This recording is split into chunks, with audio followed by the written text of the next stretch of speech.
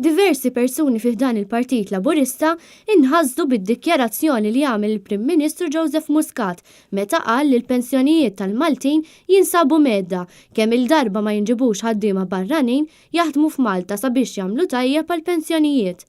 Il-Mument għamlet kuntatt ma' sorsi fih dan il-Partit Laburista li kkonfermaw li anke fiċ-Ċentru Nazzjonali Laburista marru persuni bir-rawa fħalqhom sabiex jieħdu s-sodisfazzjon. Tkellimna wkoll ma' membru parlamentari Laburista li qalinna li laqa mal-grupp parlamentari Laburista biex jiddiskutu l-ħatra ta' President tar-Repubblika ġiet posposta propju minħabba din il-kwistjoni tal-pensjonijiet.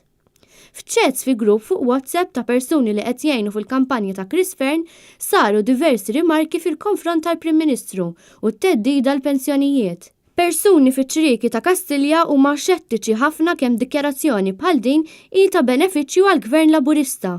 Id-dikjarazzjoni tal-Prim Ministru ta' nhar il-Ħadd li għadda fejn qal li meta tgħid li ma tridx barranin isek qed tgħid li ma tridx pensjoni u li mal-laħam trid tieħu l-għadam.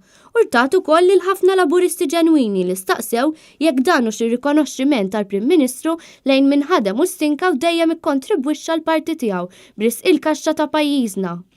I verament taru kaza li gvern li suppost jiftaħar li hu tal-ħaddiema u li fl-modi kien jiftaħar li kienu li daħħal il-pensjoni f'pajjiżna, iġibna issa niddependu mill-barranin biex inkunu nistgħu nieħdu dak li hu tagħna. Fid-dawl ta' dan ix-xenarju l-kap tal-Partit Nazzjonalista stieden lil Joseph Muscat sabiex minnu fih jibda diskussjoni sabiex il-pensjonijiet jissaħħu. Dan għaliex mhuwiex aċċettabbli li fis-soċjetà ikun hawn anzjani li jgħixu fil-faqar għaliex l-anzjani jixirqilhom l-aħjar.